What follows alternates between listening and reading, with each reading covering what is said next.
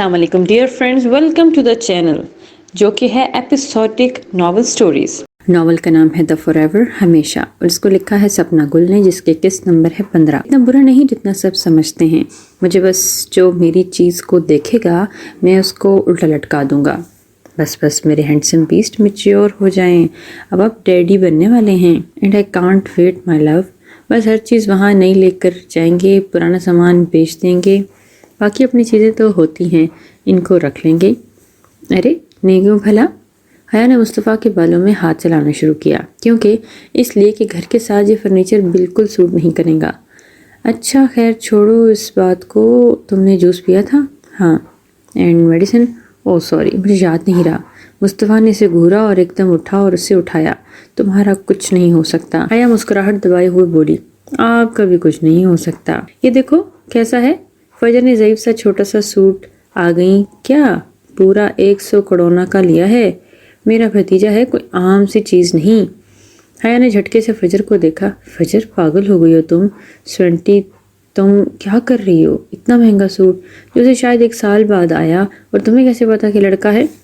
فجر نے سر جھٹکا۔ تم نے بس گھٹلیاں گنتی رہنا اور آم سکون سے نہ کھانا، اور بھتیجا ہی ہوگا۔ یہ دیکھو میں 3 شوز بھی لے آئی، کیسے ہیں؟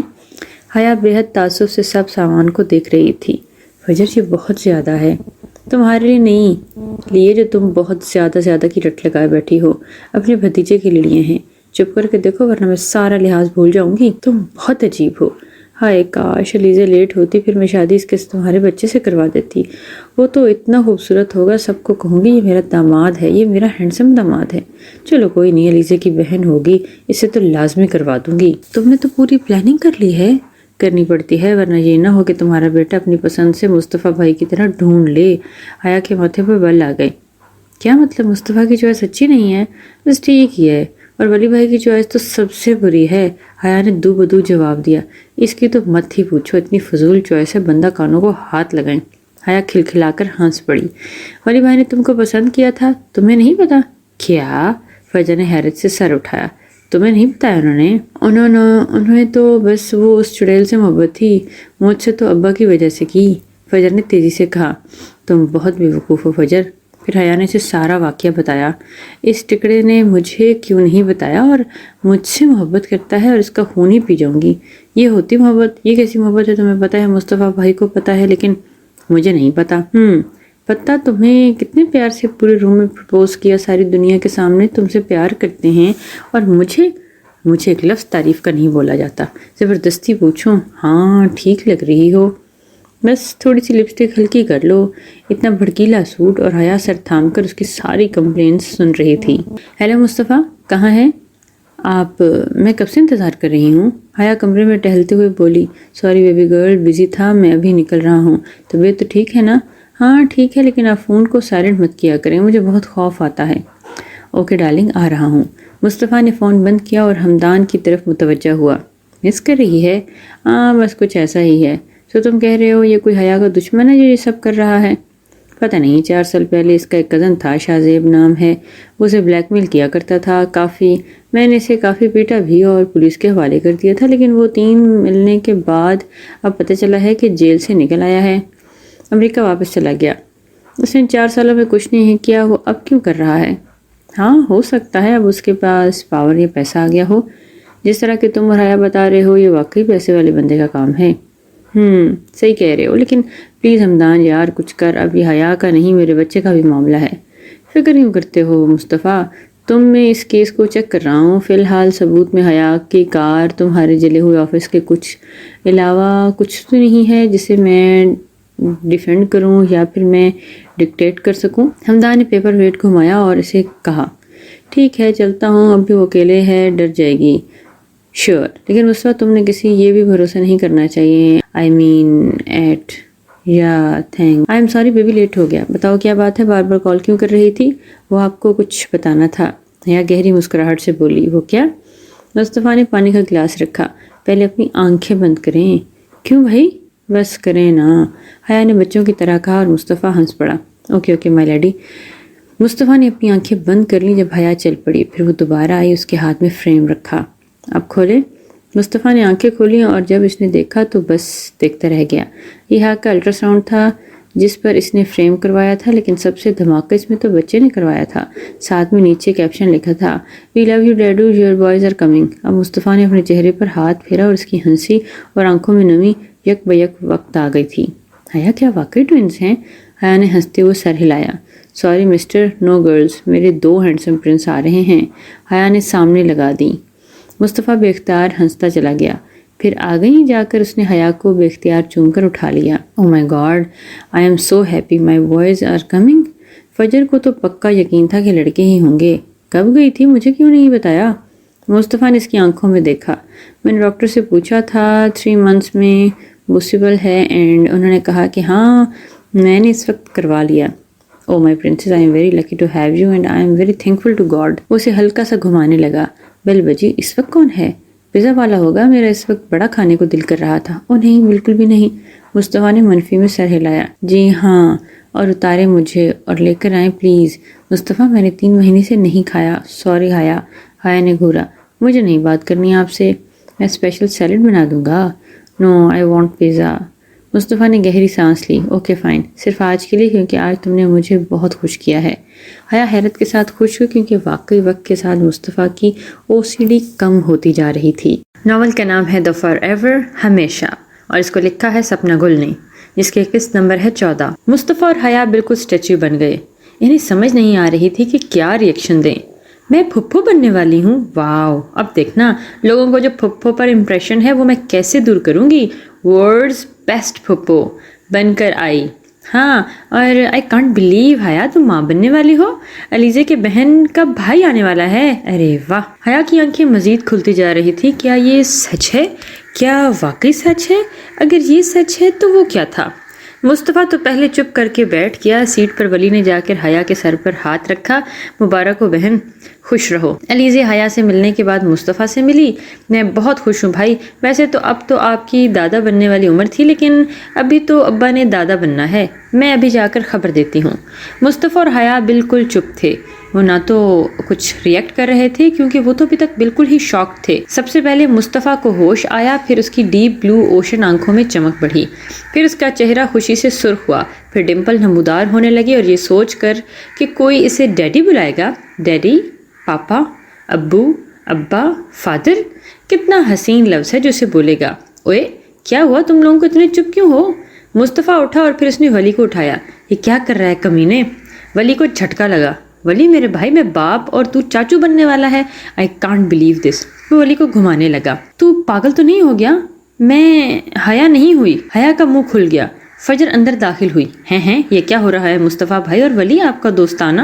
"شٹ اپ فجر، اور تو اتار مجھے"۔ ولی غصے سے بولا۔ مصطفیٰ نے اسے اتارا اور ولی کے گال پر پیار کیا۔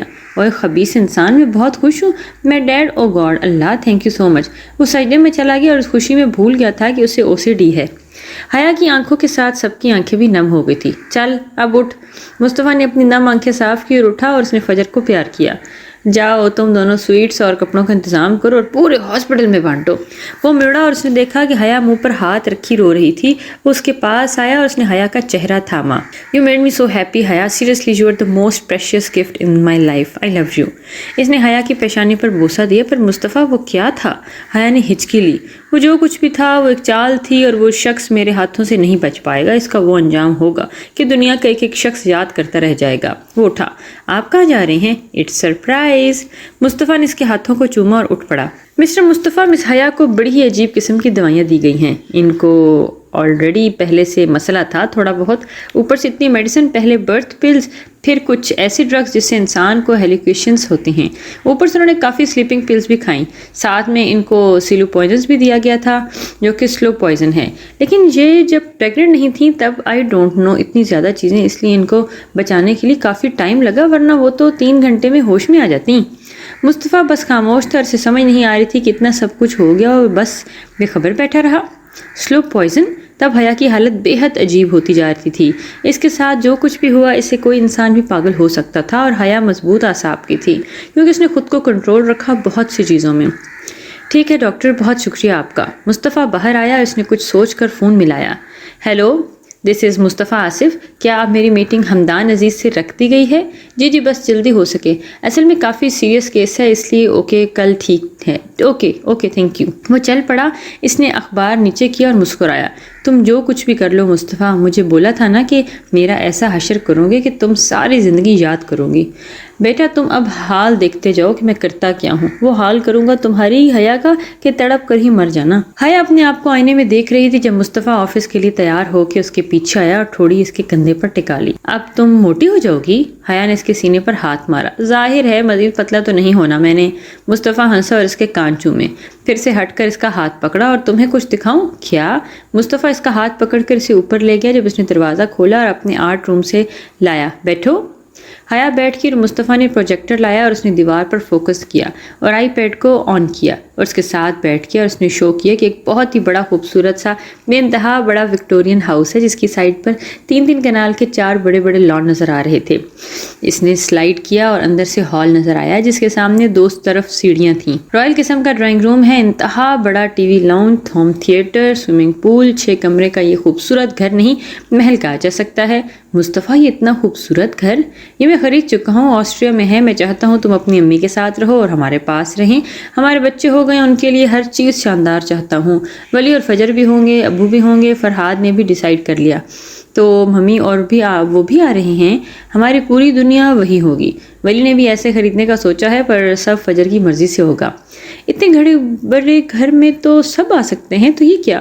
حیا کا چہرہ کھل اٹھا. بس سب مان گئے اتنا کافی ہے. میں تم سے پہلے یہ آئیڈیا دے چکا تھا. انہوں نے کہا ہم اتنے کھلے ماحول میں نہیں رہ سکتے. حیا اس کی بات سن کر لال ہو گئی. آپ عجیب ہیں. ہم کوئی پینٹ ہاؤس لے لیتے. نہیں یار میں چاہتا ہوں میرے بچوں کو کسی چیز کی کمی نہ ہو. میں تو سوچ رہا ہوں وہاں کوئی شاپس بھی کھول دوں تاکہ انہیں کہیں باہر نہ جانا پڑے اور فضول اور انجائنک چیزیں بھی نہ کھانی پڑیں. حیا نے اپنے سر پر ہاتھ مارا. ہاں شاپنگ سینٹر، سینما، پلے لینڈ سب کچھ کھول لیتے ہیں. مصطفیٰ ہنس پڑا. ویسے آئیڈیا برا نہیں ہے. ساتھ میں کمائی بھی ہو جائے گی اور میرے بچے بھی خوش.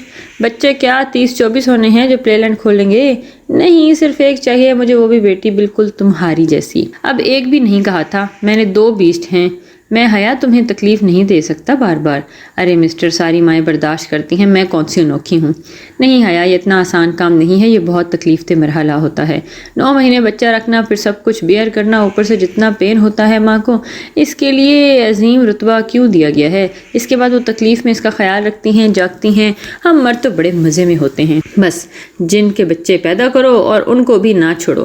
انسان نہیں سمجھتے لیکن میں ایسا نہیں ہونے دوں گا. اور یہ ہر عورت کرتی ہے تو ہم مردوں پر بھی فرض ہے کیونکہ وہ ہمارے لیے اتنا کچھ کر رہی ہیں تو ہمیں بھی ان کا سوچنا چاہیے. آپ کی سوچ واقعی بہت زبردست ہے مصطفیٰ. کاش ہر انسان آپ جیسا ہو جائے. پھر تو دنیا جنت بن جائے گی. مصطفیٰ شرارت سے بولا اور حیا مسکرائی. ویسے بیٹا نہیں چاہیے. بس مجھے ایک دوسری حیا چاہیے. بیٹوں کی خواہش نہیں ہے مجھے. چلو اگر ہو بھی جاتا ہے تو کیا کہہ سکتے ہیں. بس میری دعا ہے صحت مند بچہ ہو. آمین. فجر کو لڑکا چاہیے. اس نے تو شاپنگ بھی شروع کر دی. لو جی اس کو منع کرو. اب وہ فجر نہیں پھپھو بننے والی ہے اور وہ پھپھو وہ بھی فجر. پھپھو سے کون بحث کرے. مصطفیٰ ہنس پڑا. بات تو تم نے صحیح کی ہے. اور ولی نے پورے آفس میں سب کو 3 دن کے لیے فری کھانا دیا اور 1 ہفتے کی چھٹی دے دی. امپلائیز بے ہوش ہو گئے تھے کیونکہ ولی بہت سڑیل ہے. چھٹی میں تو لوگ ترستے تھے. اتنا تو اس نے علیزہ کے ٹائم پہ نہیں کیا تھا. بس آئی کانٹ فار ایور. بس تمہیں نہیں پتا میں کتنا خوش ہوں. خیر میری پرنسس. مصطفیٰ نے حیا کی گود میں سر رکھ دیا. اور اگر کسی نے میری بیٹی کو بری نظر سے دیکھا تو اس کی ہڈی پسلی کر دوں گا. لو جی پھر مجھے نہیں چاہیے. آپ نے تو لوگوں کی پاپولیشن ہی کم کر دینی ہے.